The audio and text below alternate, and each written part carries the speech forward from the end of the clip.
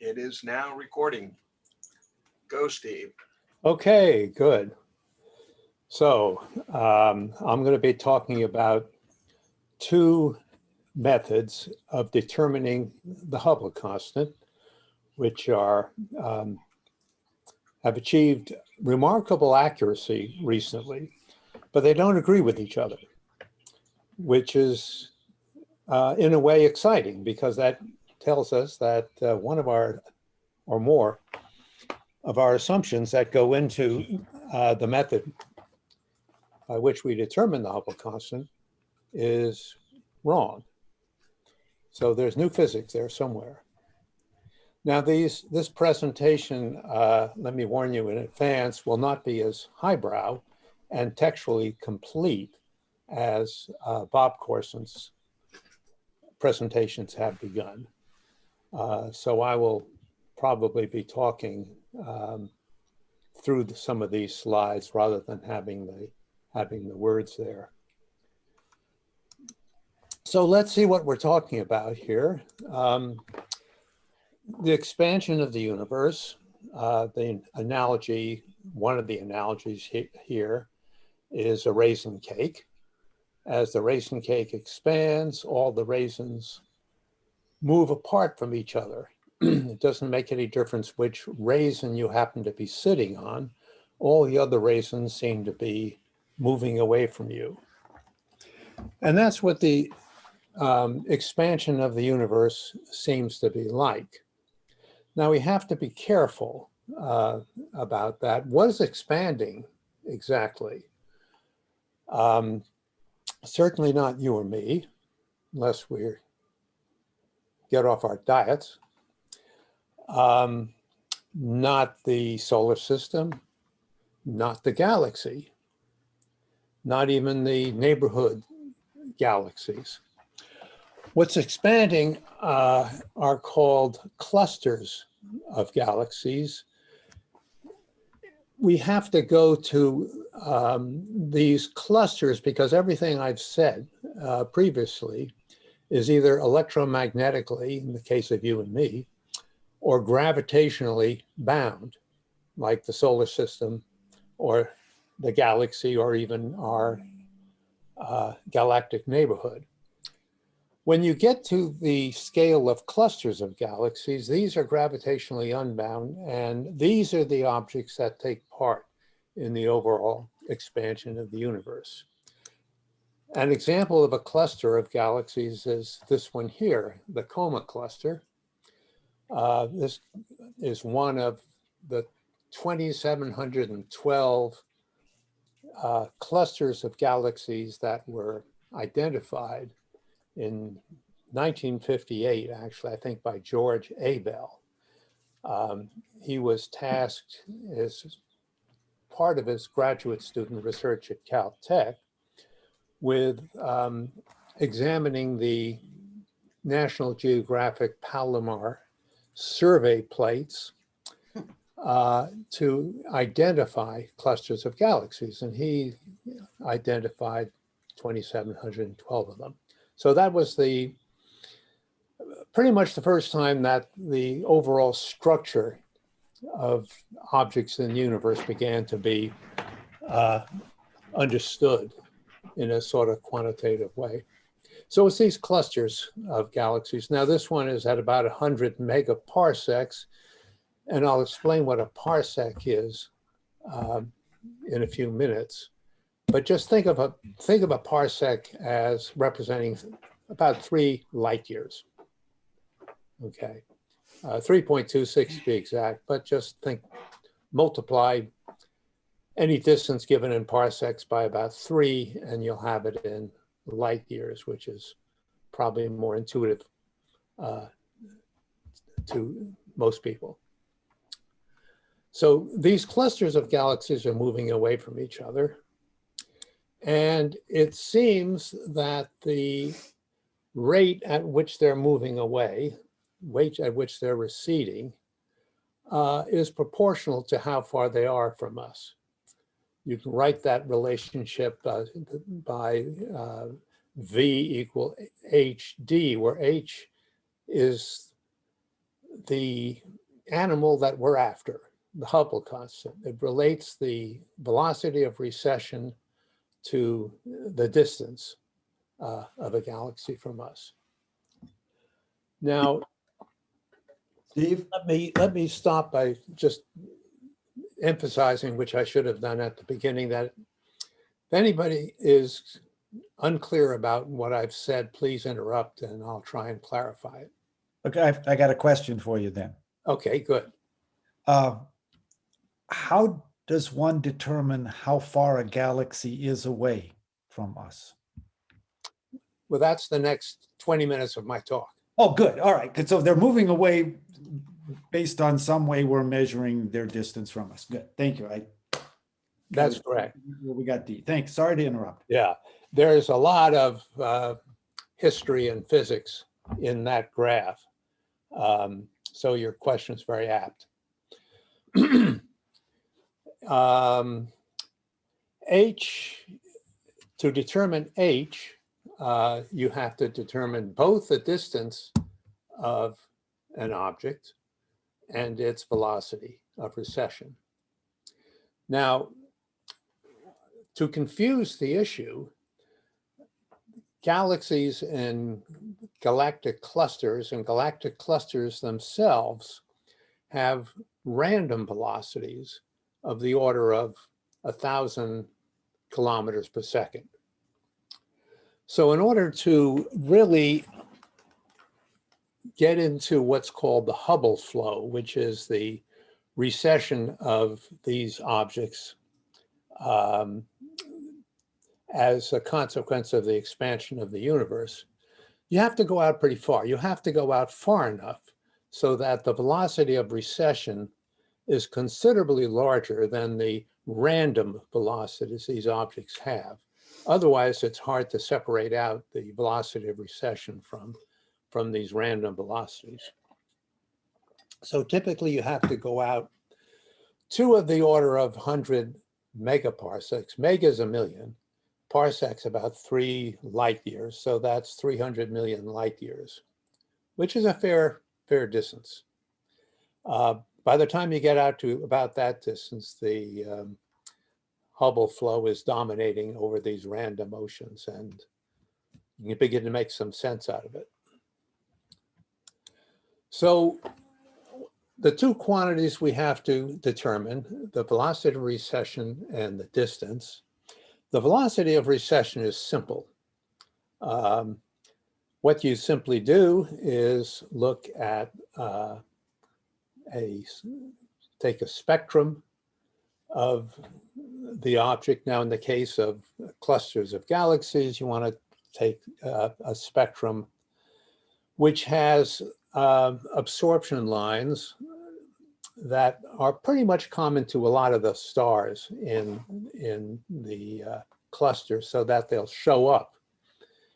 And what you do, you're probably mostly familiar with the Doppler effect, so I'm not telling you anything you don't know at this point, probably, but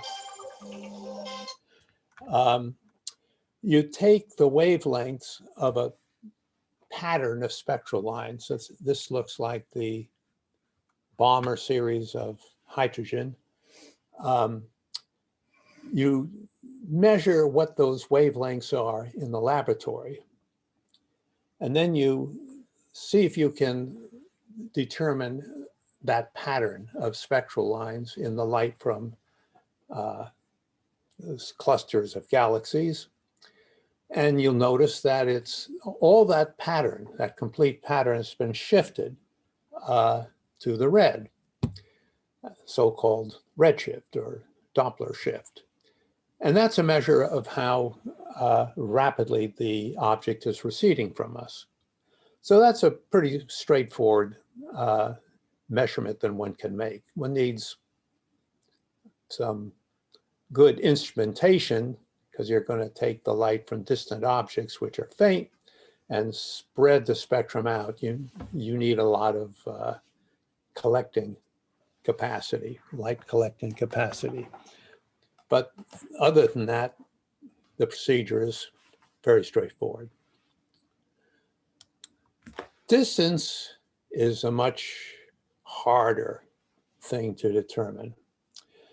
And in the past and now as well, one uses what's called a distance ladder because there's no one technique that'll get you out to 100 megaparsecs. You need a technique that is applicable to maybe a couple of hundred parsecs, and then based on that, you calibrate another technique, and that gets you out somewhat further. And I'll go over some of these techniques in a few minutes. But that's the procedure. And you can see that as you step through this procedure, errors can multiply. If you make an error in step 2, well, that propagates to step 3. And the errors in step 3 combine with those in step 2 to get you to step 4. And pretty soon you've got just a lot of noise. So the main advances in determining the Hubble constant have to do with this distance ladder. Now, this is more in the way of a historical distance ladder. The modern distance ladder doesn't have so many steps, which is a good thing. But this was traditionally how distances to distant galaxies were determined. So I'll tell you a few of these techniques and give you a little history as to what these told us about the universe and bring us up to date with what we know now. So probably the most basic technique for determining distance, what's considered to be the first rung in the distance ladder, is a method called stellar parallax. So to understand what's going on here, when I used to teach a service course in astronomy, which thankfully I didn't have to do too often because you get students in there who are taking it because they need a science credit, not because they're interested in astronomy. I tried to get them enthusiastic about it, and sometimes I was able to. Anyway, to understand the technique, you can put your finger up close to your nose and blink your eyes, and you'll see that your finger seems to be displaced against the more distant background, okay? Now move your finger away, and you'll notice that the displacement becomes smaller. And that's because as you blink your eyes, you're looking at it from two different vantage points, separated by the width of your forehead.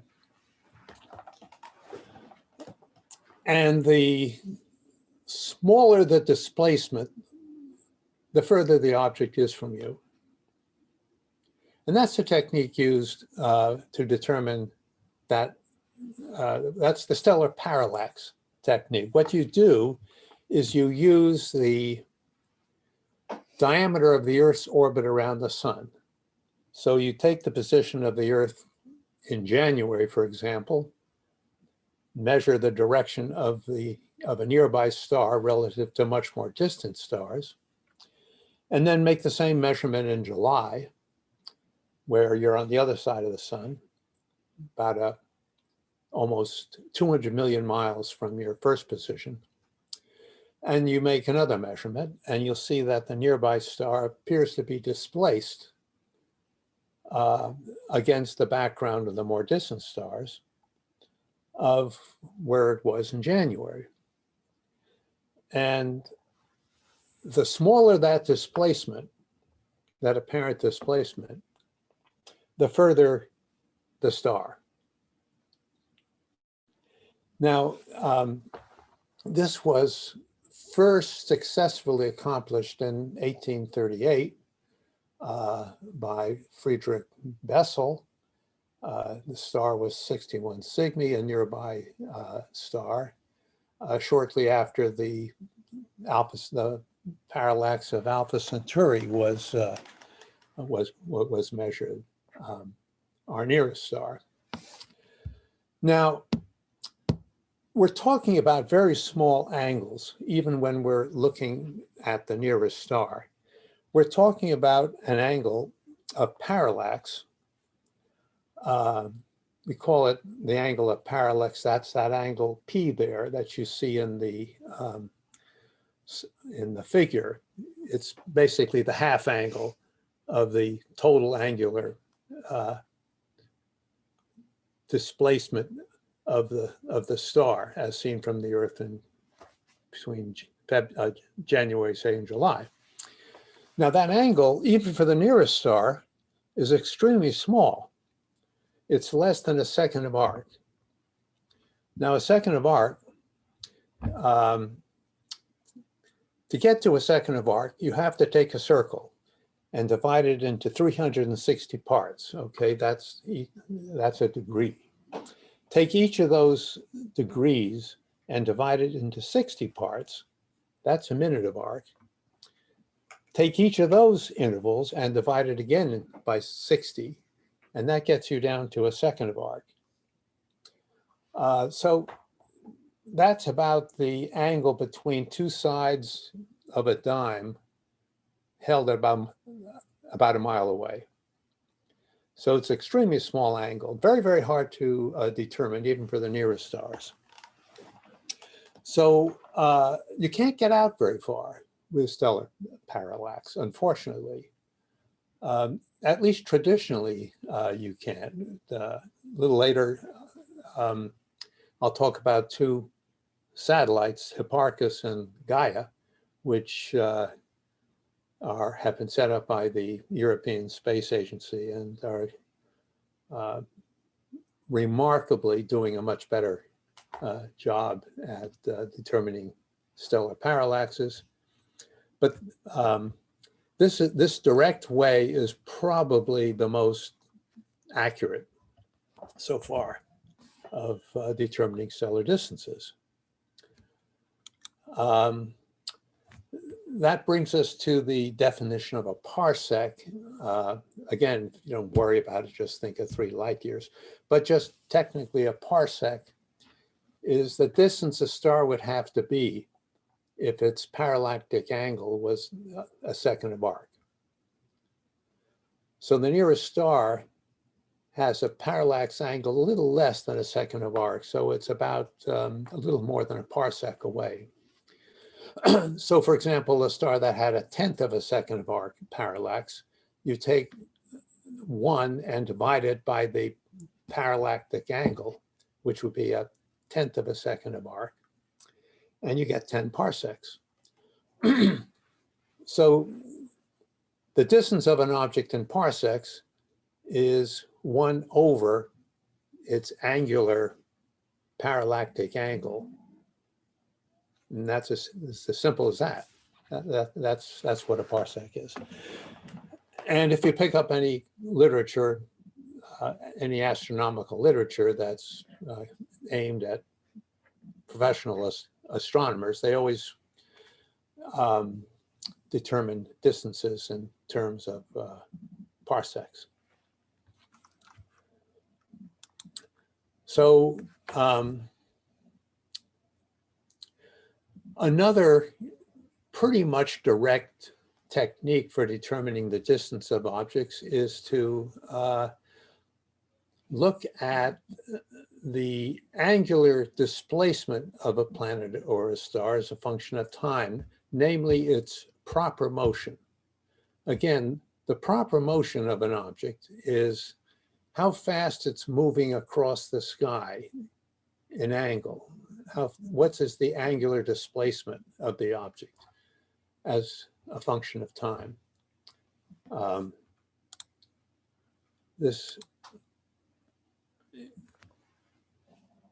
You can see that this object on the sort of the upper middle is undergoing a displacement as determined by a blink comparator. You take a plate and you take 2 plates separated that have been photographed and separated by maybe a few years, and you put one on top of the other and you blink compare them. You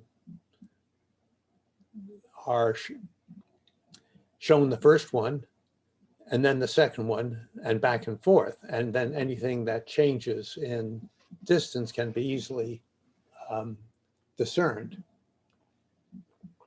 Well, you see that object in the upper middle undergoing a displacement.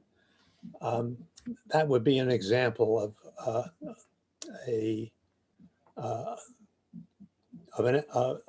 of what's called proper motion. And you can use that technique to improve what you can do from stellar parallax. The solar system, the sun and the whole solar system are moving through relative to nearby stars in the galaxy by about 4 astronomical units per year, about 20 kilometers per second. So if you wait a long time, wait 20 years, for example, the sun will have moved about, well, 4 astronomical units per year. After 20 years, you get a baseline that's 40 times larger than the Earth-Sun's distance. Okay, so if you observe a star from the position of the Earth, say E sub 1, and wait 20 years, and look at the position of the star again at E sub 2 prime, which is at the top of the diagram, you get an angle which is larger and more easily measured than one if you simply used the diameter of the Earth's orbit about the sun. So this is what's called the method of stellar parallax, and it gets you out a little bit farther. One other technique I'll illustrate because it has some historical significance, and that's the what's called statistical parallaxes.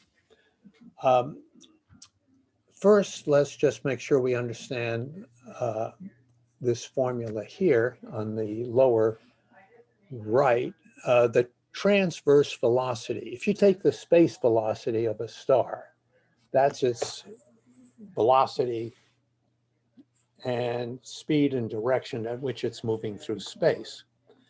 And you can decompose that velocity into a radial velocity, a component that's moving directly towards or away from us, and a component that's moving transverse to us. Now, the transverse velocity is equal to the proper motion, which is designated by mu. Again, that's the rate at which the angle that that object appears in the sky is changing. When you multiply that angular velocity, the proper motion, by the distance, and you get the transverse velocity. So if you turn that around a little bit, if somehow you can measure the transverse velocity and the proper motion, then you should be able to figure out what d, the distance to the object, is. That's not terribly easy to do. And I'm not quite sure how you would do that to a single object, but if you take a class of objects that you want to get some idea of how far they are away, you can do a statistical, what's called a statistical parallax.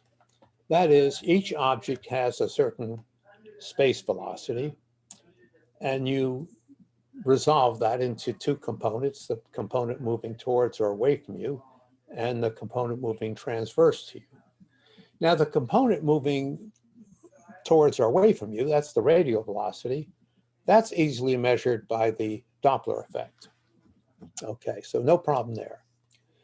The tangential velocity, well, you know, you can measure the proper motion. Again, that takes very accurate instrumentation and some time. You need enough time so that the thing actually moves some measurable distance. But to convert that into a tangential velocity, you need the distance. Now we want to go the other way.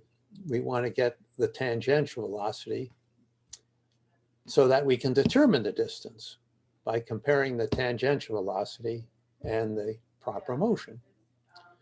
Well, if you take a statistical ensemble of these objects, you can say that, well, on the average, the tangential velocity should be equal to the radial velocity. You measure the radial velocity in all these objects, and you take an average and say, well, that's equal to the average tangential velocity. Then taking that average tangential velocity, comparing it with the average proper motion, which is something you can measure, that gives you the distance. So you can see that's a distance that's probably not going to be all that accurate. It relies on some assumptions that you can take these averages and equate radial and tangential velocity averages and so forth. Steve, can I interrupt again? Sure. You know, I obviously all of these measurements are made from the Earth, except you've mentioned more recently, obviously there are satellites that have been able to make some of these measurements for us. But the ones that are made from the Earth are made from this, you know, the early ones were made from the surface. And so you're on a spinning sphere, which itself is expanding and contracting, and it's spinning, and it's also orbiting around the sun, and the sun. These seem like you said, they're one has to be, you know, they're very small distance or very small variations you're measuring.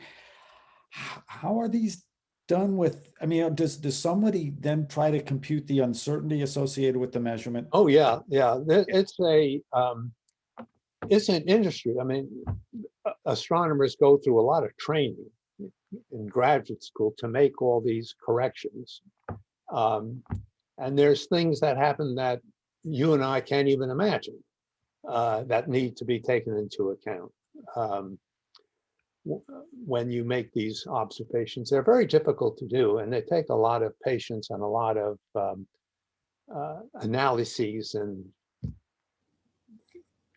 a lot of effects have to be corrected for, as you mentioned. Well, I spent a fair amount of time dealing with issues associated with measurement uncertainty and things that were not nearly as complicated as this. And I guess when you produce this data, you produce data, but you also produce a quantitative assessment of the uncertainty in the data. Is that correct? That's correct. Okay. That's correct. All right. I might mention, you know, we're talking about, with stellar parallaxes, we're talking about parallactic angles that are somewhat less than a second of arc. Now, you mentioned ground-based telescopes. Until recently, ground-based telescopes could image objects like stars with an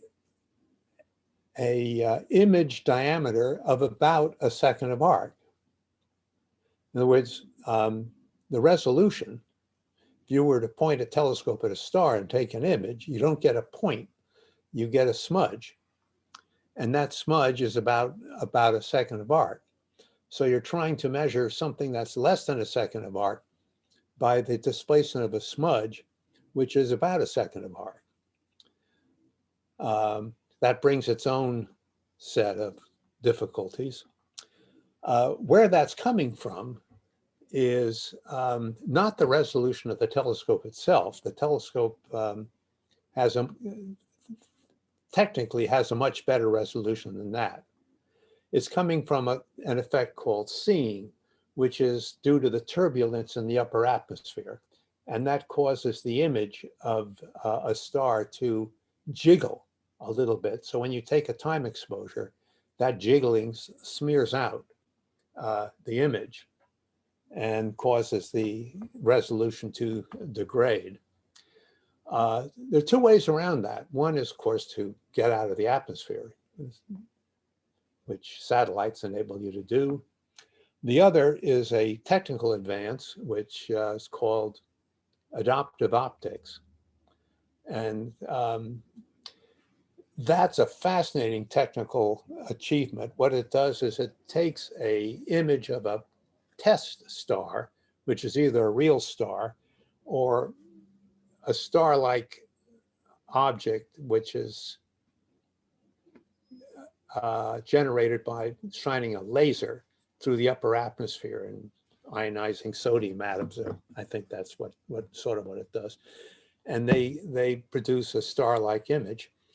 And that image, of course, is in real time is going to be jiggling around. And that's fed into, the image of that is fed into a computer which actuates a secondary mirror, deforms it in such a way that it undoes what the atmosphere does. So you can get much better resolution with this adaptive optics techniques, and all major observatories now have that capability. But that's a fairly recent technical advance. So let's look at the distance ladder once more.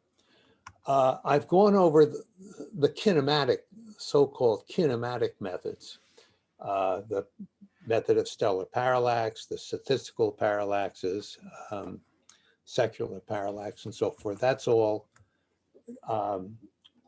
combined. That's what the kinematic methods are referring to. Everything else on that distance ladder relies on what are called standard candles. Okay, these are objects whose brightness, or whose luminosity, I should say, you think you know.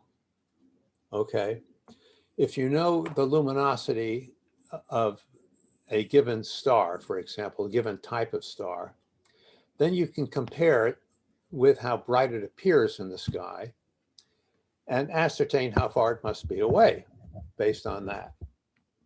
Okay, obviously the fainter it appears, the farther it must be away. The hard part is figuring out how luminous it is in the first place. To do that, you need to know how far it is away. So we're kind of in a circle here. But certain standard candles, certain objects can be, distances can be determined by kinematic methods. And therefore the luminosities of these objects can be ascertained. Then if they're bright enough, you can see them, these objects, in, say, galaxies farther away, where you can't use kinematic methods. And these can be used to calibrate brighter standard candles, more luminous standard candles, which gets you further, and so forth.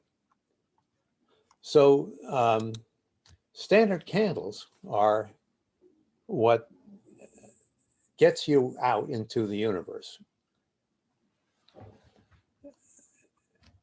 As you can see here, that, I mean, what's obvious is that the further an object is away, the greater the area that the light it's emitting has to pass through. So the smaller the number of photons pass through a given piece of that area. That given piece of that area may be your telescope objective. And so the further an object away, the smaller the fraction of the light that it emits is actually going to hit your telescope mirror, and the fainter it's going to appear. So you use that information to figure out how far it is away. This technique was used at the beginning of the 20th century, late 19th, early 20th century, by a Dutch astronomer, Jacobus Kapteyn. And what he did was, he was interested in, as were others at the time, was the structure of the galaxy the thing that the sun and solar system seem to be residing in. And what he did was a somewhat more sophisticated analysis than what I'm going to describe. But what he basically did was use a method of star counts in various directions. He'd count the number of a certain class of stars that had a certain brightness. Then he'd count the number of that same class of stars that maybe were a quarter as bright. And then maybe the number of stars that were a quarter bright, a quarter again as bright as the previous ones. So getting farther and farther out in the galaxy.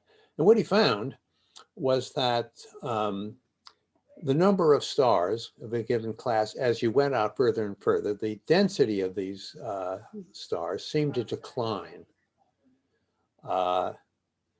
So he figured as these were declining, he was getting near the edge.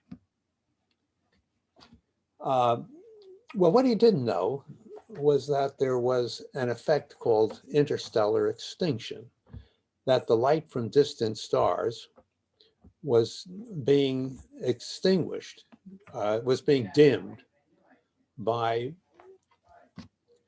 a mixture of gas. The gas didn't have much effect, but in the gas was a small amount of dust, and it was this dust that was dimming the starlight from more distant sources. And the existence of the interstellar gas and dust caused a lot of confusion for many decades in the attempt to measure our place in the galaxy. Anyway, he figured that we were near the galactic center, and the galaxy as a whole was about 17 kiloparsecs, about 17,000 parsecs, or multiply that by 3, that tells you what the light years are. He was pretty much correct in the thickness of the galaxy, because as you look out at an angle from the plane of the galaxy, you don't encounter that much interstellar extinction. So he wasn't very far off in the transverse directions, but he was way off as far as the plane of the galaxy is concerned. But he was using classes of stars as standard candles to determine the galactic structure. Well, a very important discovery, I should say, was made in the teens of the 20th century, 1910 to 1920. Variable stars, stars that vary in brightness, had been known for hundreds of years. In fact, Delta Cephei is a star in the constellation of Cepheus. You can see it at the lower tip of that constellation, the delta there. Delta Cephei was discovered to be variable. The man and the date are John Goodrich, 1784.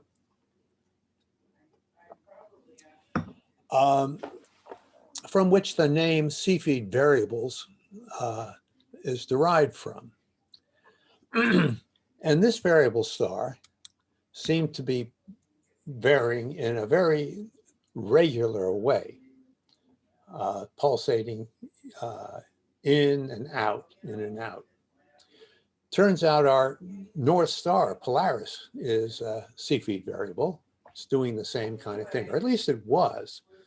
I think recently it's either has or is dying out as far as its variability is concerned. Well, what's going on here? The structure of the star seems to be changing in a periodic way. You can see at the top, it's brightest when its configuration is shown in the center of this diagram here.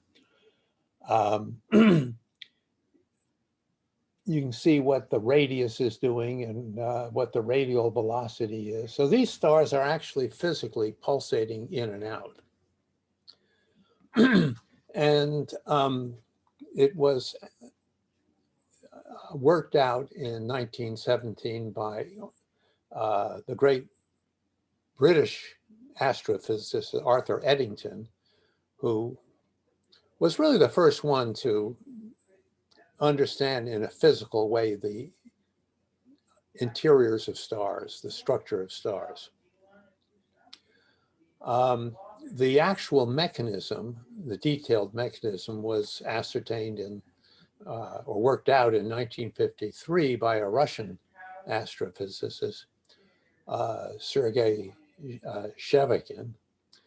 And it has to do with ionized helium in the envelope of these stars.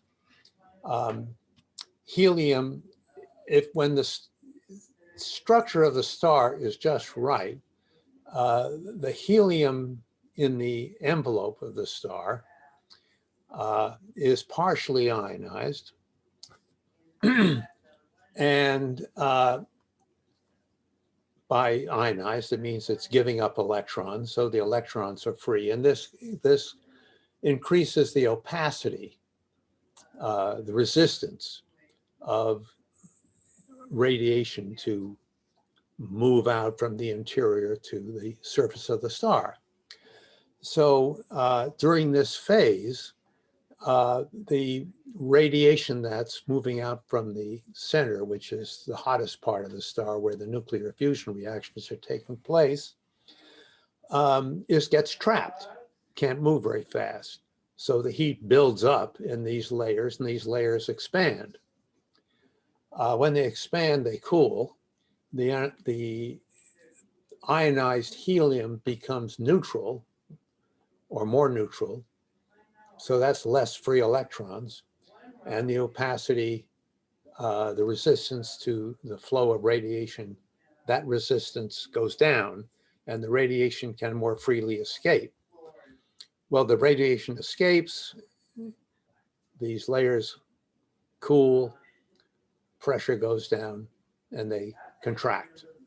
And then the cycle repeats itself. Let me show you one diagram here just to indicate where these Cepheid variables lie. This is called an HR diagram, named after Einar Hertzsprung and Henry Russell, who Einar Hertzsprung was a Danish astronomer. Henry Norris Russell was an American astronomer. He became the director of the Princeton astronomy program. And what it is a graph. And what it does is it graphs two things you can observe, two observable characteristics of a star. One is its temperature. You can ascertain by its color. Let me come back to that in a second. On the top is luminosity on the vertical axis. Now if you look at the spectral class, and if you look at the absolute magnitudes, you've got to be saying to yourself, why do astronomers do something complicated where they could have done it simple? Those letters don't seem to have any pattern on the bottom, O, B, A, F, G. And the absolute magnitudes are getting smaller as you go up, but the luminosity is increasing. So what's going on there? Why don't you just do it simple, intuitively? Well, these are all historical accidents. At the turn of the 20th century, there was much effort in classifying stars. And a lady by the name of Annie Jump Cannon was particularly adept at that. She was one of Edward Pickering's harem.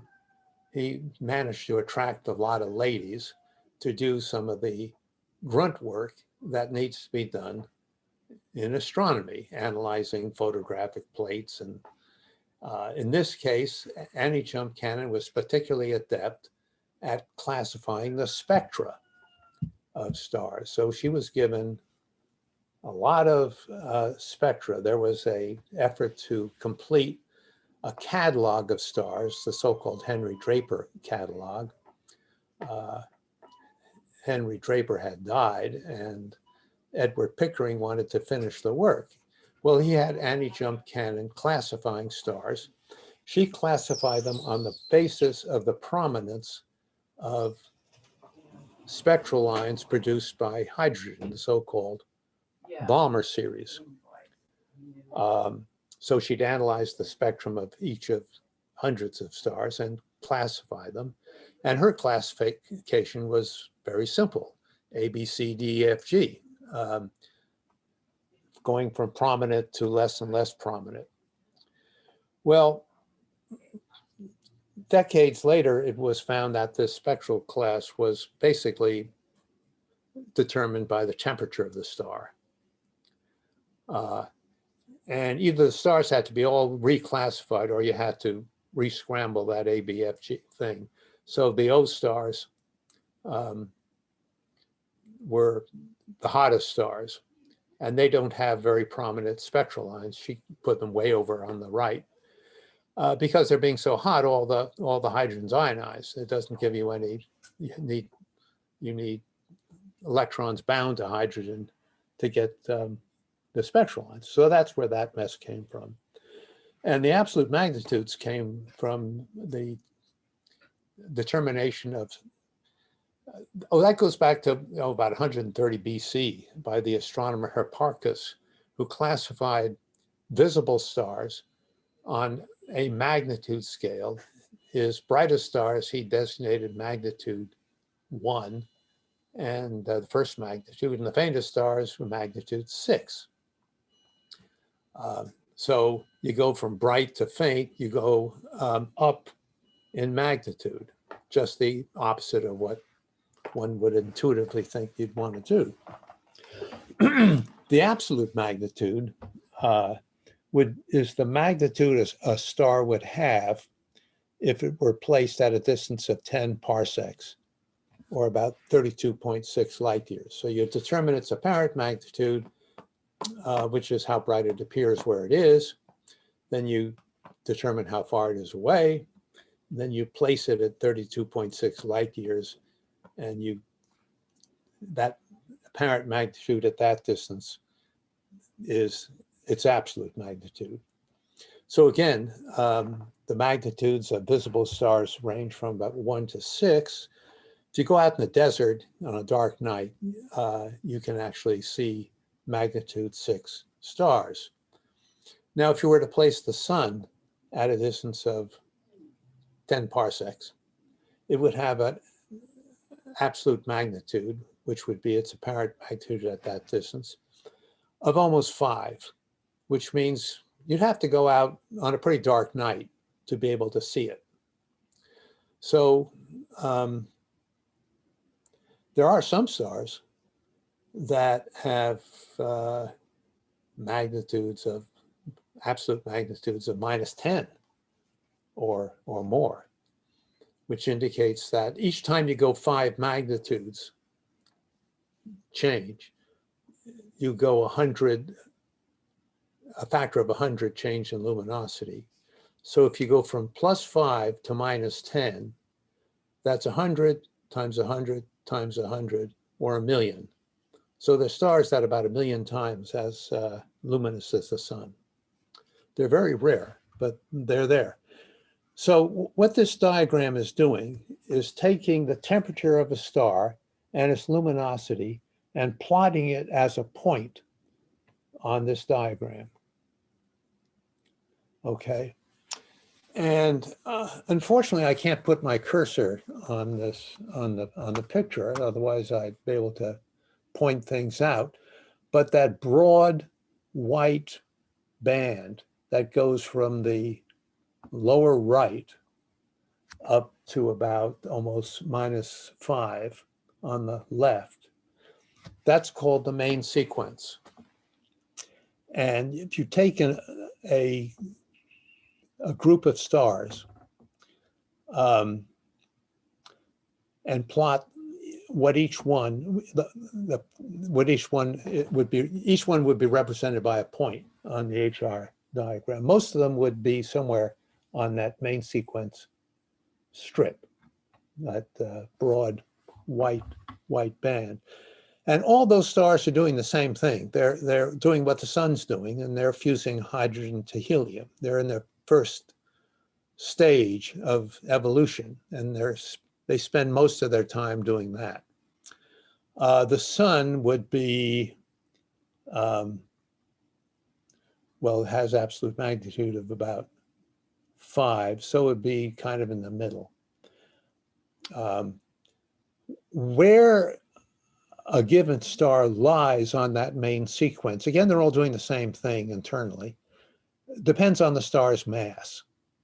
The low mass stars are down at the lower right. They're very underluminous, and they're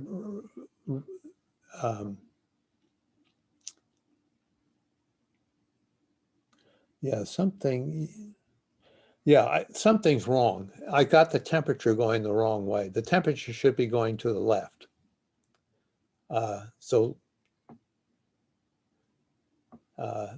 make that correction in your mind. That's a boo-boo.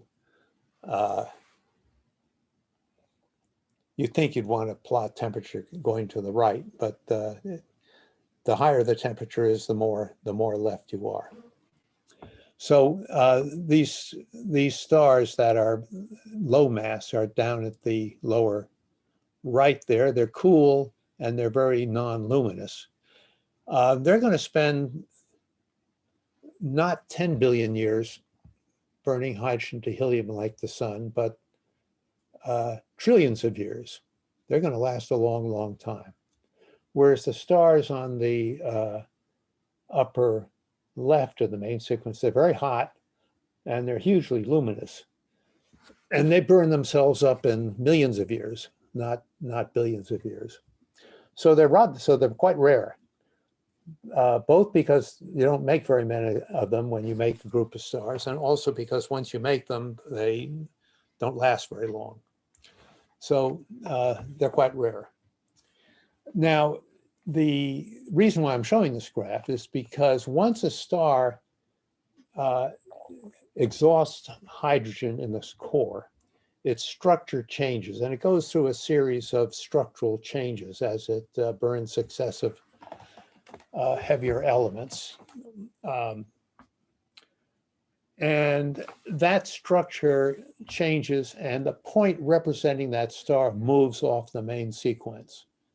And the first motion would take it up to the more or less the upper right there where the giants are, become a red giant.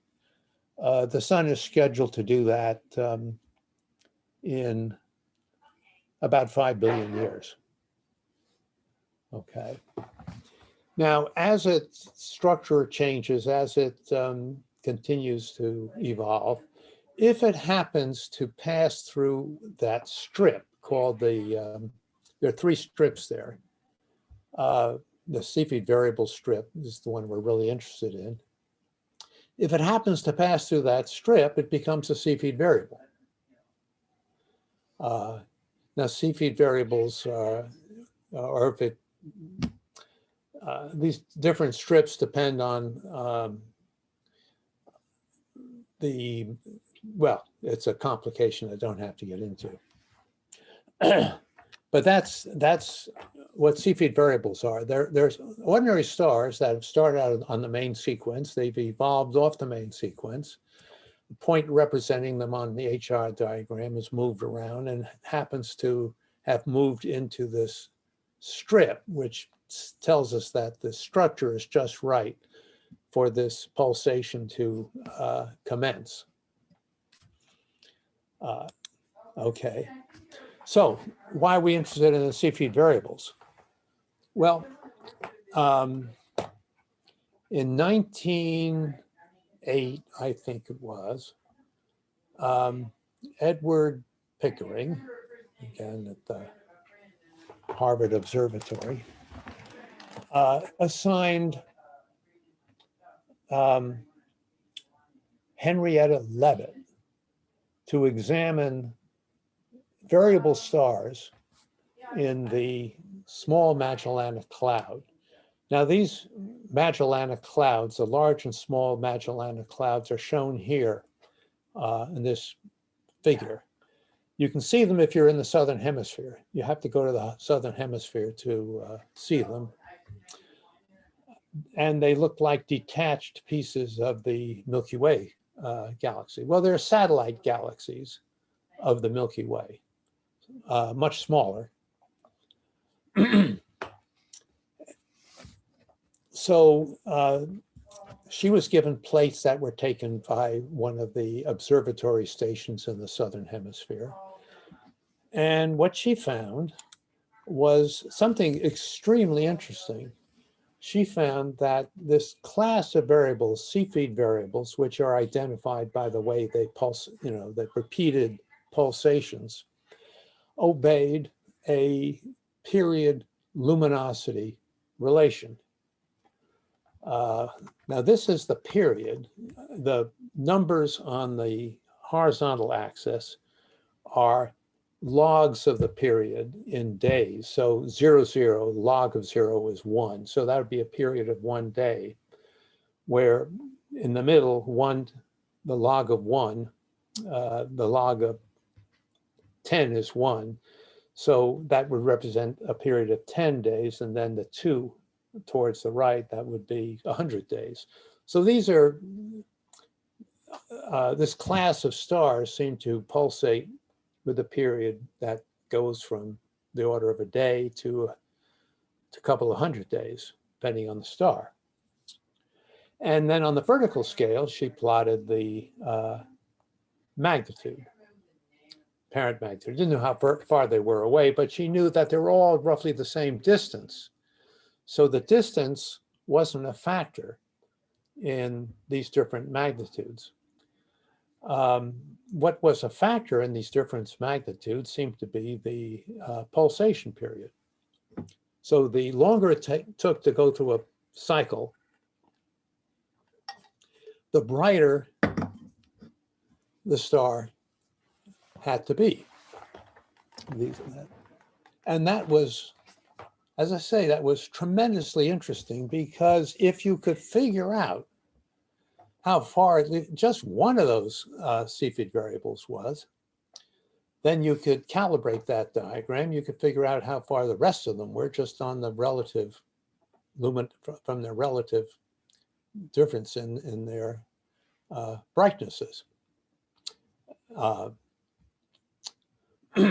Now there's two graphs there. There's the upper and the lower graph. The upper graph is the Cepheid variables at their brightest, and the lower graph is the same stars at their dimmest. So that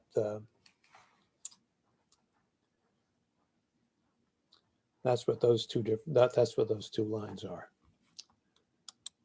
So nowadays we know that there are basically 3 different classes of variable stars. This classical Cepheids, which is what we'll be talking about. The type 2. The classical Cepheids are basically stars about 4 times the mass of the sun at the lower end, and up to about 20 times the mass of the sun at the upper end. The type 2 W Virginis Cepheids are completely different class stars.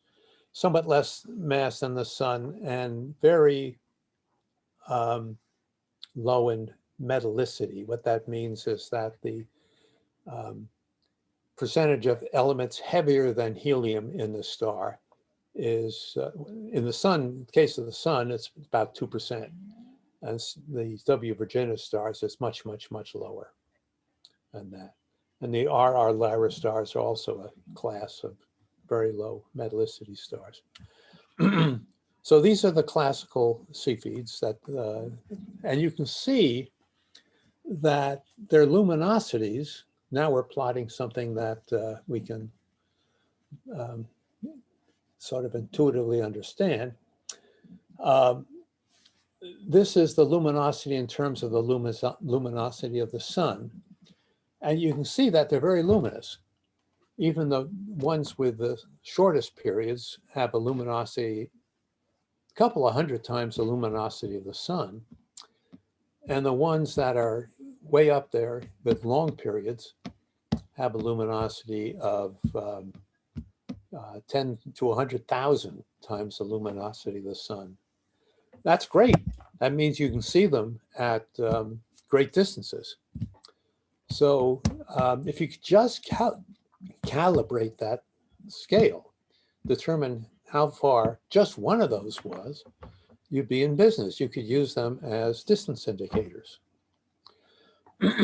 Unfortunately, the nearest one lies well beyond the distance that one could apply the method of stellar parallax, at least until recently, which made determining the distances difficult. And there was some confusion because they didn't, at the time all this was being discovered and initially used, they didn't know that there were two types of Cepheids, and they were observing one type in one object and calibrating it by another type. They didn't understand interstellar extinction at that point. So a number of misconceptions came into the field at that point.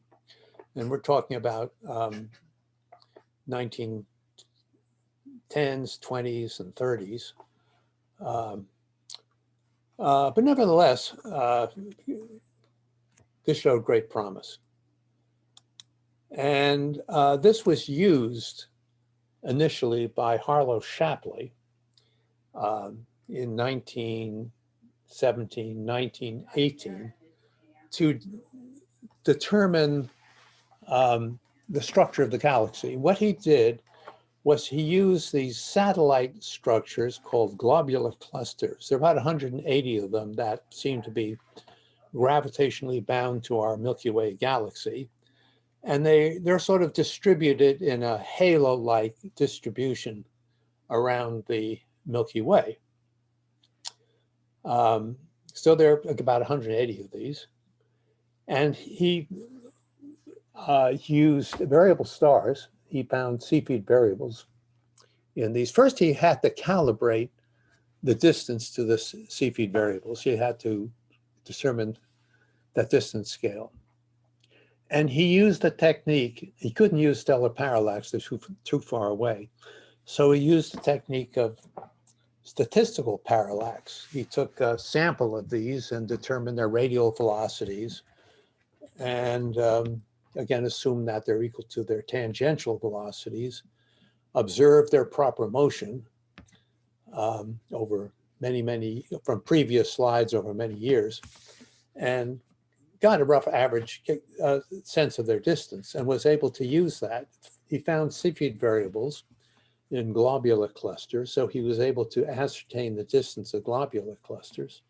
And what he found was that if this is the sun,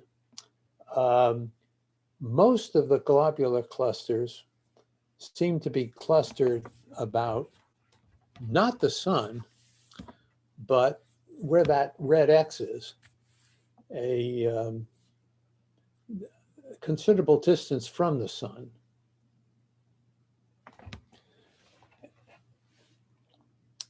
And we're talking about distances now much, much greater than the distances that Kapteyn had concluded.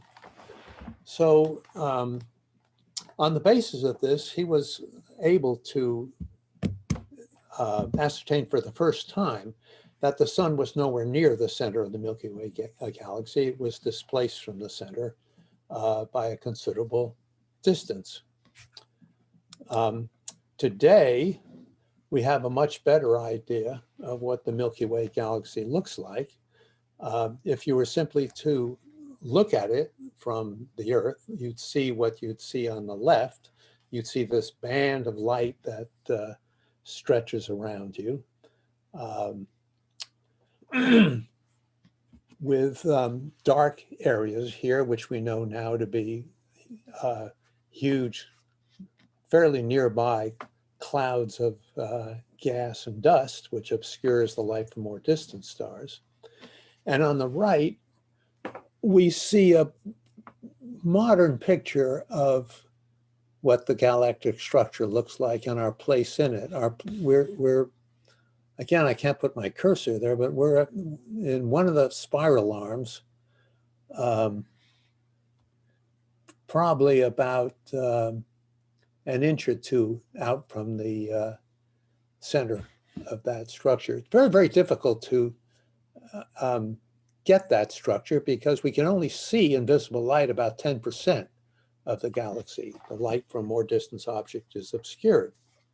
So we have to use alternative techniques, radio astronomy observations of neutral hydrogen, infrared observations by which the light from the stars are much less obscured, and so on. But very painstakingly over many years, we've established what our Milky Way galaxy would look like if we were able to get out from the plane of it and look down on it. But the history of ascertaining that structure is interesting and very involved. So one more historical thing, as long as we're talking about Cepheid variables, in the late 1910s, like basically 1920, it was still unknown what these objects that astronomers are seeing, the so-called nebulae. This is a picture of the Andromeda galaxy. They didn't know what they were. There was a group of astronomers that felt they were part of our own galaxy. And Harlow Shapley was one of those who felt that he had discovered that the galaxy was so large, he didn't think there was anything else in the universe but our galaxy. So this was maybe a star that was being formed and stuff around the star in orbit. While other astronomers felt that these were objects like our galaxy itself, but outside of our galaxy. And there was a debate that took place in 1920, each side offering evidence for their point of view. Well, it wasn't until 1923, 1924 that Edwin Hubble was able to observe, using the newly commissioned 100-inch telescope, Cepheid variables in the outskirts of Andromeda, the galaxy. And you can, there's one that's marked there, you can barely see it. If you took a succession of pictures over time, you'd see that that object changed brightness, being a Cepheid. Well, these were very faint and obviously indicating that the Andromeda was far out from the edge of our galaxy, that it was a galaxy in its own right. So that was that changed the picture of the universe. And coming back to our present discussion of the Hubble constant,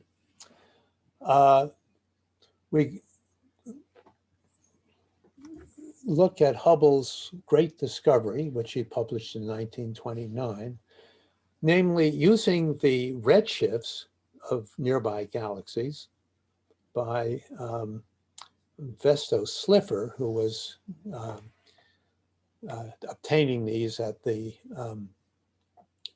observatory, the Lowell Observatory in Flagstaff, Arizona at the time, determining distances to these galaxies in a crude way, the nearby ones by observing Cepheid variables, the more distant ones by just comparing how bright they were.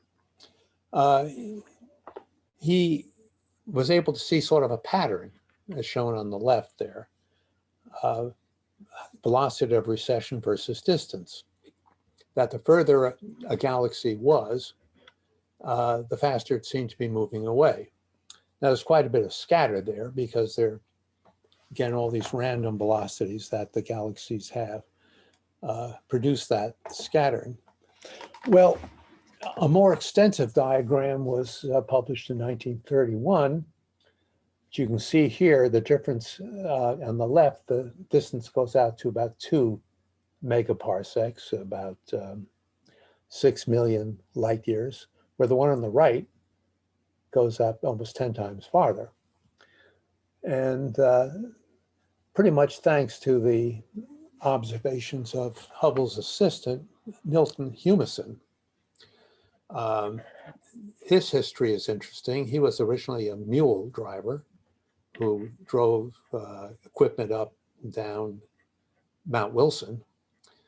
And when the 100-inch telescope was commissioned in 1917, he became very interested in it. Took a job as a janitor there, and became a night assistant, and was so good at handling the equipment and so forth that Ellery Hale hired him as a staff member in 1919. And he took a spectrum of this galaxy that on the upper right, which took 100 hours. So he'd have to expose it night after night after night, which he called the Whopper because it had a large redshift. It was moving away very fast. And he called up Hubble and he told him about this galaxy with this large redshift. And Hubbleson said, you know, you're finally using this telescope the way it should be used. Anyway, you can see how that diagram got extended and the pattern was really well established at that point.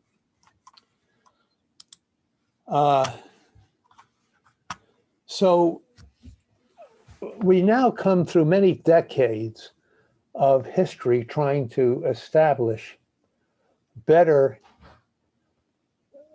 values for these various distance indicators to get ultimately at the Hubble constant. And I can remember in graduate school, when I was going to graduate school in the 60s, and after that, in the 70s and 80s, the Hubble constant was unknown by a factor of 2. Now, the Hubble constant, there are a lot of parameters in the universe which depends on the Hubble constant. And not knowing it better than a factor of 2 was a sad situation.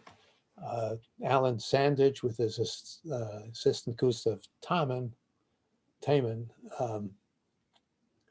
German astronomer. Alan Sandage was an American astronomer at the Carnegie Institute. They argued for a value of 100 kilometers per second per megaparsec. So 100 kilometers per second, that's every time you go out a megaparsec, every time you go out 3 million light years, the Hubble flow would be 100 kilometers per second of recession. Where Gerard de Vaucouleurs at the University of Texas argued that it was 50 And I can remember arguments at meetings at the American Astronomical Society, representative of these two different groups arguing their values. Well, things began to change with the advent of the Hubble Space Telescope. One of its key projects, there were three key projects that were assigned to the Hubble Space Telescope, and partly the motivation for why it was built. One of them was to establish the Hubble constant to an accuracy of 10% or better. A key project means a project that's going to take a lot of observing time. Telescopes like this or any of the ground telescopes are typically way oversubscribed.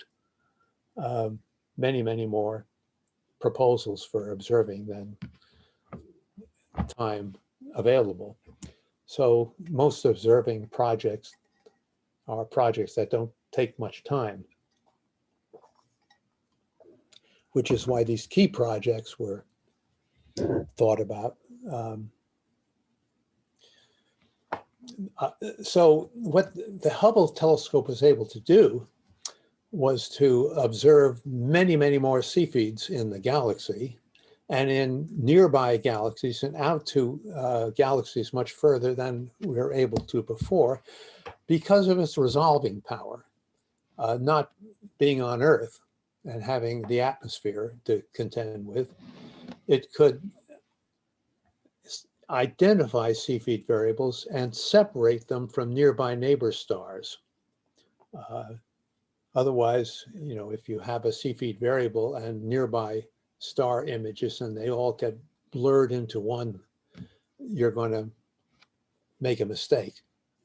So you need to separate the Cepheid variables from its nearby stars, separate the image, and observe it over a period of time to get its period.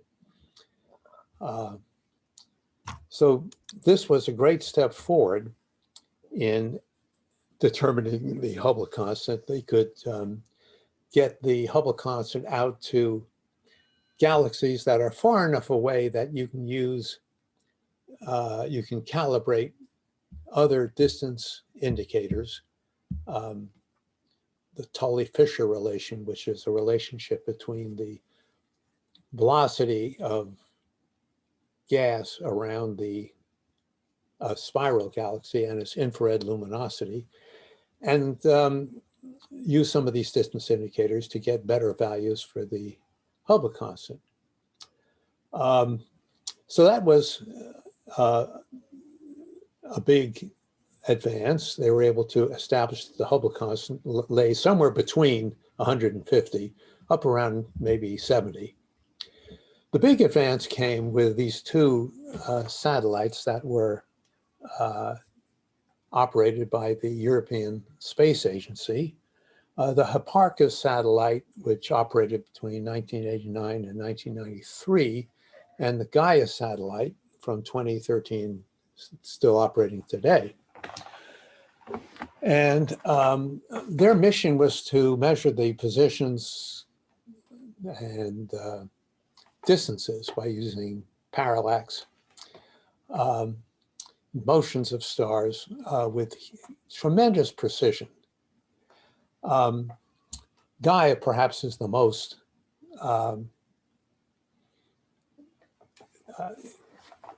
outrageous in its ability to measure astrometric positions precisely to 24 millionth of an arc second. Now that's measuring the width of a human hair at the distance of 1,000 kilometers. To me, that's remarkable. And it was able to the first time of measuring positions of Cepheid variables with an accuracy of approaching 1% in our galaxy. So the Cepheid variable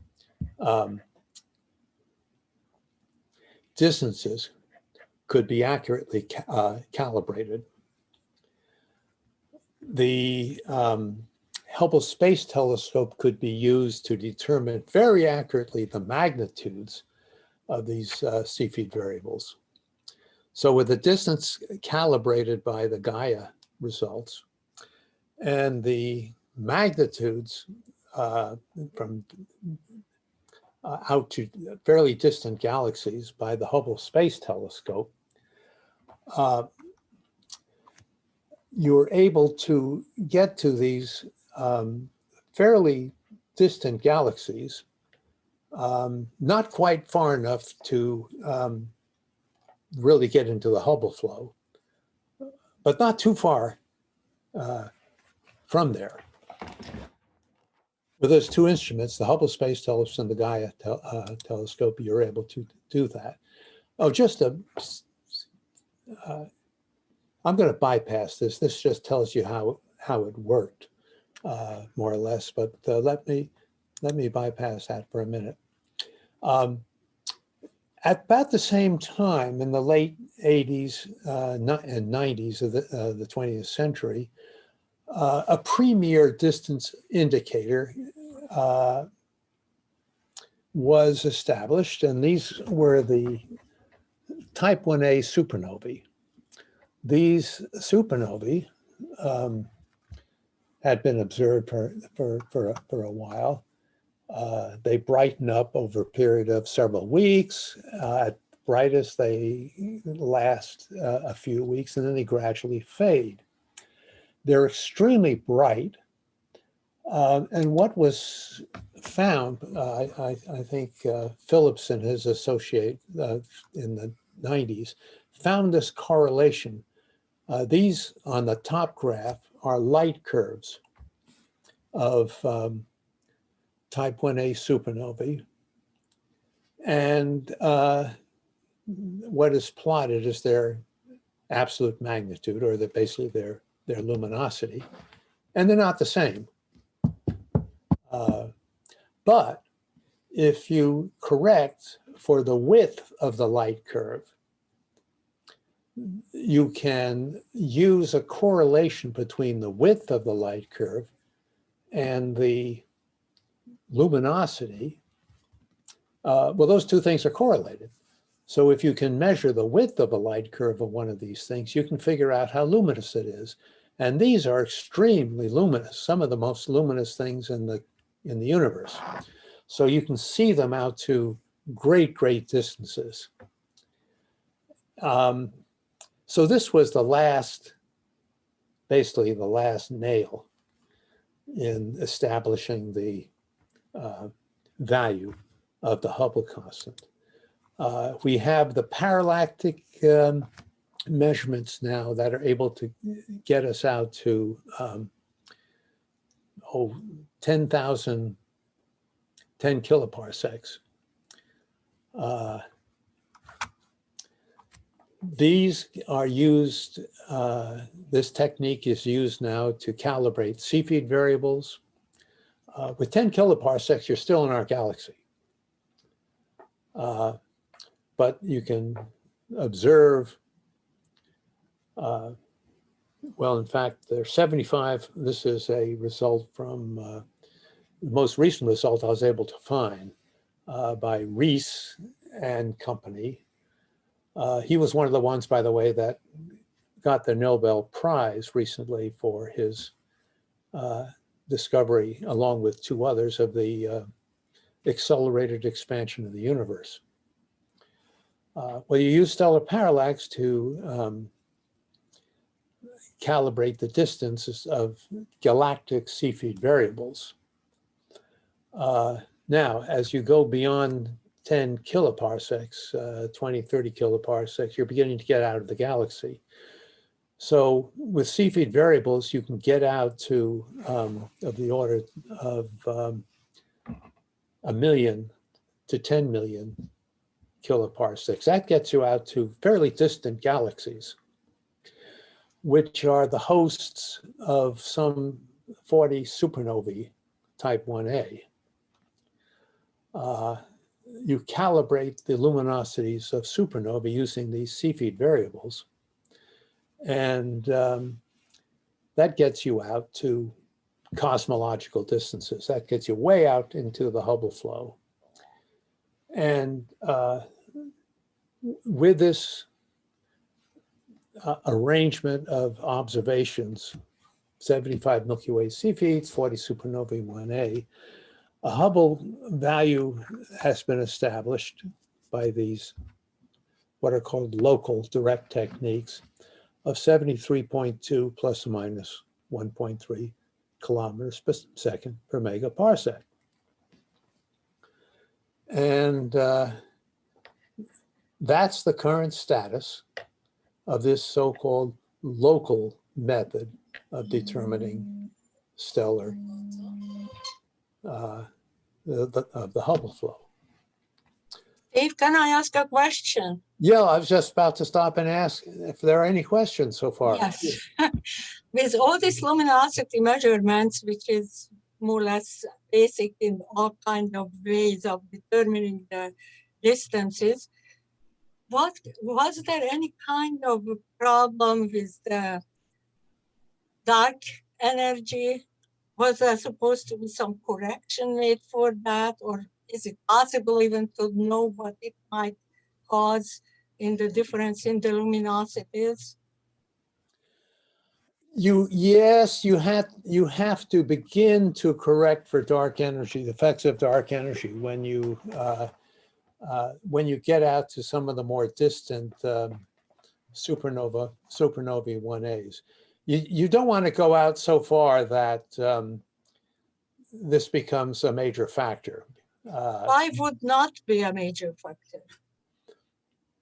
Well, you don't want to use supernovae that are far enough away that the effect of dark energy begins to cloud your numerics. I mean, you could, but then you have to start correcting for it. Then you have to use a model of how this dark energy is affecting the expansion of the universe. But that really shouldn't be very hard to do. The dark energy will make a difference, of course. But how about the dark matter? But it just begins to be important with the supernovae that are being used to determine the Hubble constant. But dark matter itself, let's say I'm sorry? within dark matter itself would make any difference? I suppose there is no dark matter in space, or is it? Oh yeah, there's plenty of dark matter So out there. that could absorb things, and is there any possibility, would that be an absorption all through the space? Well, not the dark matter. The dark matter is completely transparent. You really should call it invisible matter. You can't see it. There are a lot of corrections, a lot of things one has to think about I haven't mentioned. Metallicity effects and the Cepheid variable period luminosity relation, so forth, which have to be calibrated. Things like that. Now, of course, the dark matter and the dark energy basically are responsible for how the universe has evolved and how the value of the Hubble constant, the current value, is what it is. But you still measure what it is by doing these so-called local measurements. That's exciting. Yeah, well, indeed it is. It's been a huge advance when you think that, well, in our lifetimes, in our earlier lifetimes, we didn't know it, but it was somewhere between 50 and 100. And now we've pinned it down to somewhat within 2%. And probably in the next 5 years, it'll be pinned down to, by these techniques, to better than that. There's another interesting effect because of the final outcome of this measurement being sort of pointing to the possible uniformity of the structure of the universe all over. Because you have to have a very uniform universe in a way to act the way that makes sense, that you get all these predictable curves. Well, on the scale, on the largest scales here, the universe does seem to be what's called homogeneous and isotropic. Right, we knew that right around or close enough, but when you go really that far out and you still have a nicely predictable or reproducible curve from the brightness measurements way out on the stars, that proves it even further. But the CMB shows that the initial distribution of matter in the universe was isotropic and homogeneous. Yeah, that's what I mean. Yeah, so you've got an alternate way of understanding the assumption going into the expansion of the universe and the uniformity and the isotropicity. I don't know what the hell. Isotropy. Isotropy, that was the word I was looking for. Thank you. Right. Anyway, you don't have to just do the direct measurements. You can do other ways to check it as well. That's the great part of it. Well, yeah, and of course, the anisotropy, Anisotropy. anisotropies of the background cosmic radiation are what lead to the structure Right. in the universe. And that's the next part of the presentation here. Now, at this point, I can go on, but there's only 15 minutes left, or I can perhaps take some time next week and finish the other road. I'd really appreciate that you take your time next week. This has been really, really good. And it's quite excellent. So thank you. Oh, well, thank you. I'll be glad to. That's agreeable to everybody. Steve, this was just a terrific presentation. Oh, well, thank you. Yeah, Thank you. I enjoyed it. Let me unshare the screen. Steve, let me ask one clarification. When you have H sub 0, that's the Hubble constant at the present, is that right? Oh, yeah, I meant to mention that. The Hubble constant, the fact that you're calling it a Hubble constant can be a little misleading. The constant refers to the fact that at the current value of the Hubble constant seems to be the same everywhere in the universe. That's the constant part of it. But it's not constant in time.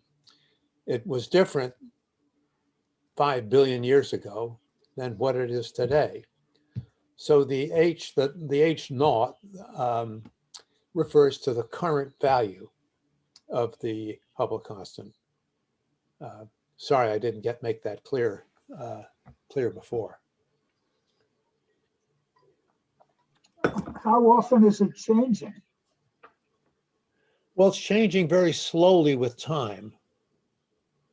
It was much faster in the early universe than it is today. I mean, it's going to be pretty much the same tomorrow as it is today, but not in 10 billion years. A constant that keeps changing isn't really constant. What is the time frame for a noticeable change?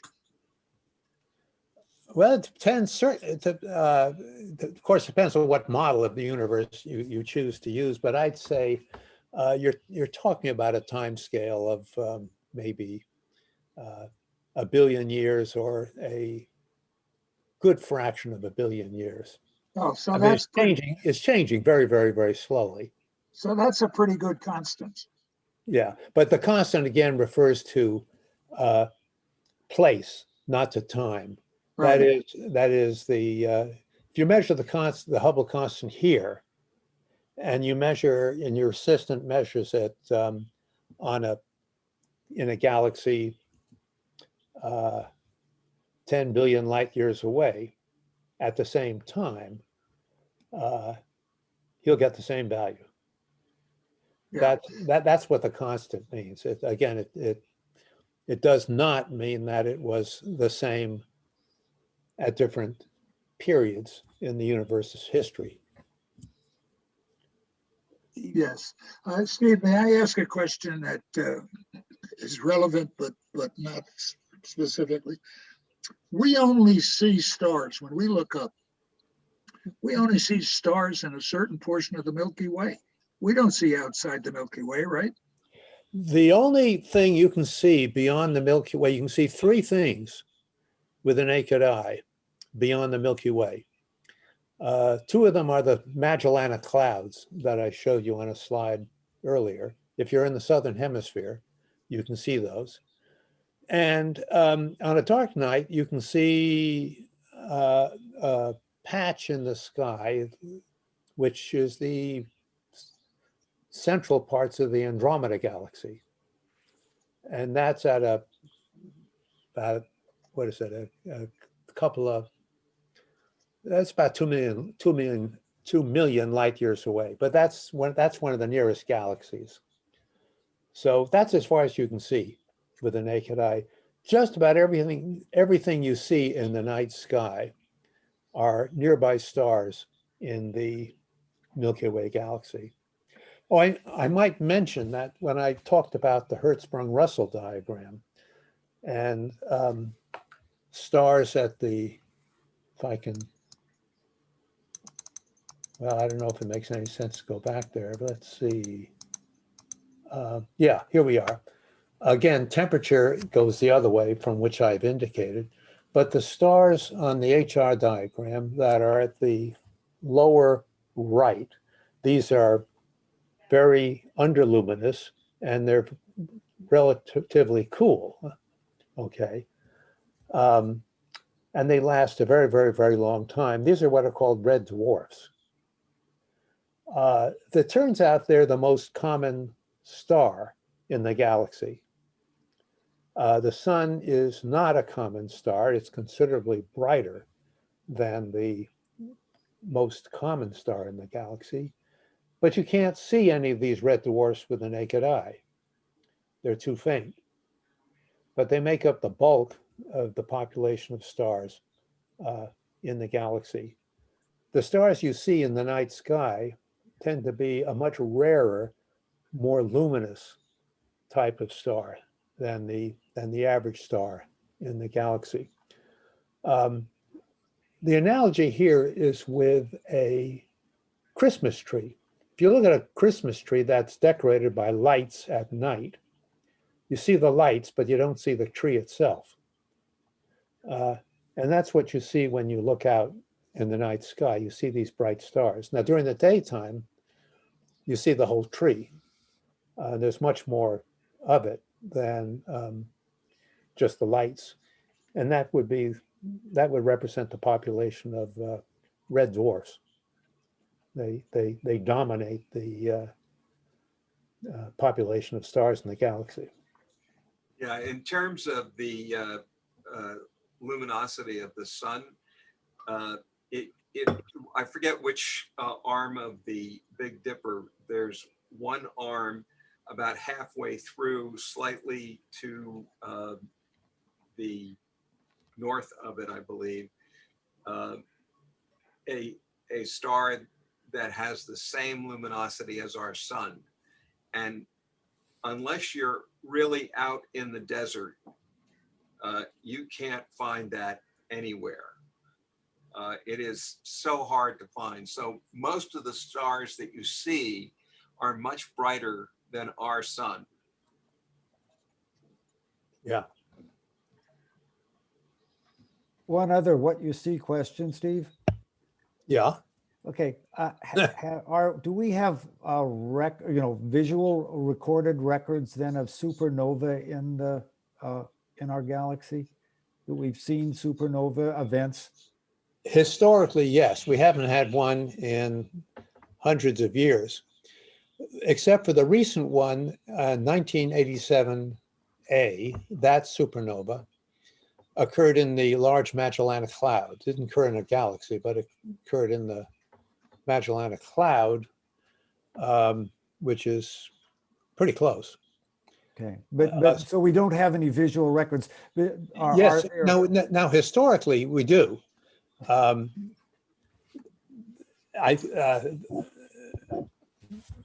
People in the past have recorded supernovae.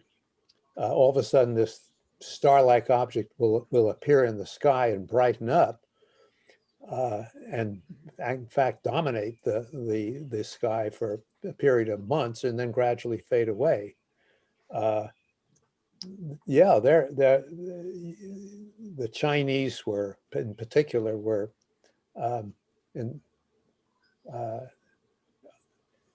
patient and meticulous observers of the sky, and they observed, for example, the one that went off in when was it 1054, the so-called, which you see now as the Crab Nebula.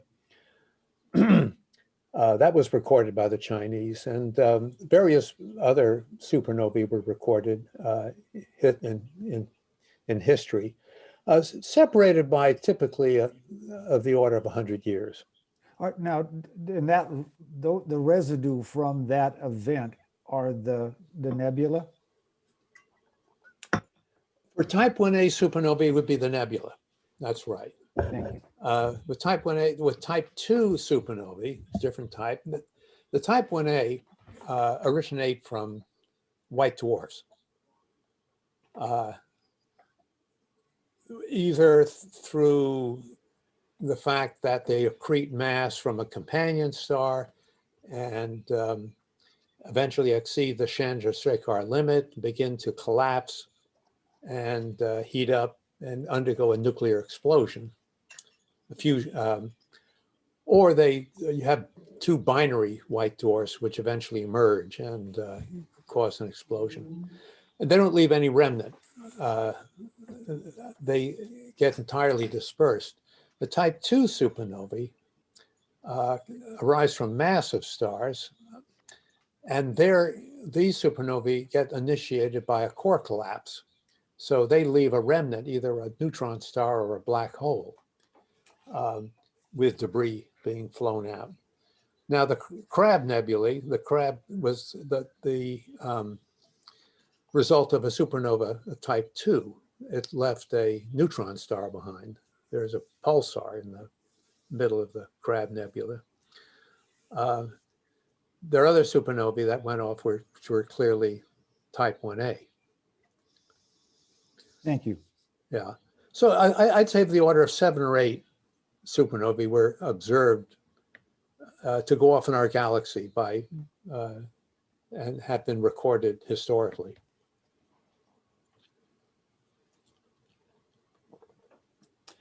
There are a lot of people that are hoping one's going to go off sometime soon, because there's an awful lot of very expensive detection equipment, detecting gravitational waves, detecting neutrino signatures.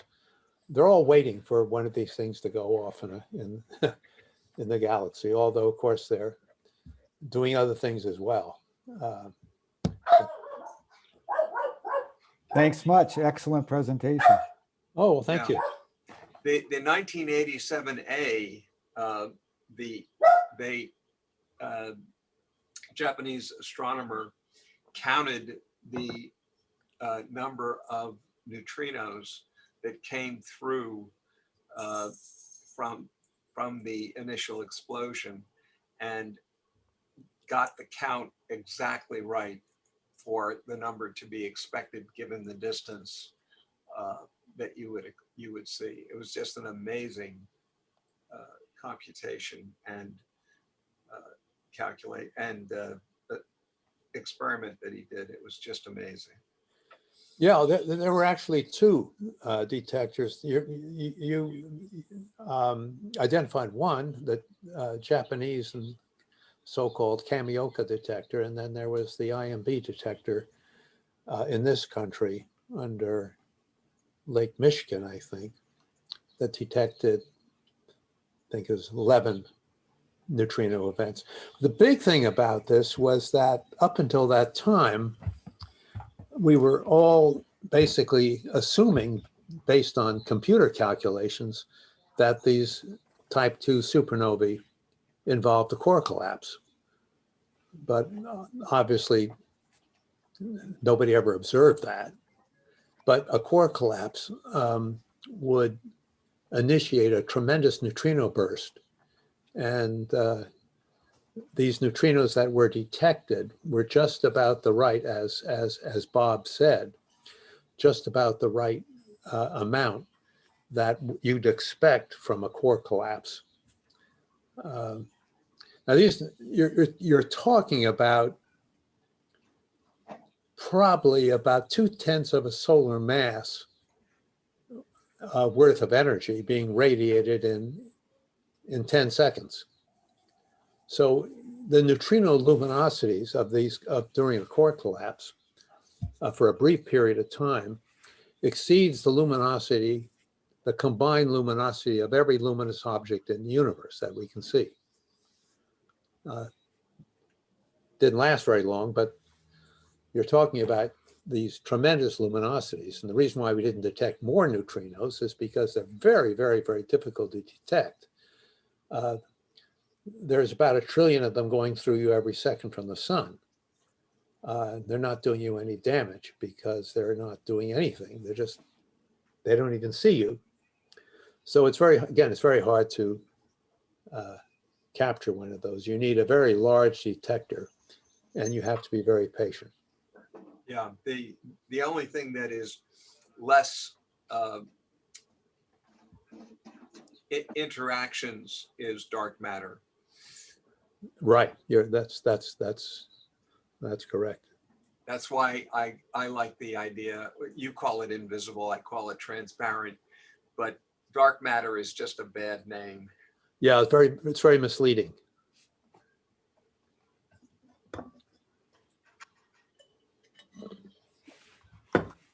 Let's see, I'm trying to unshare the screen, but my cursor won't. Oh, wait a All right, minute. I'm going to stop the recording now.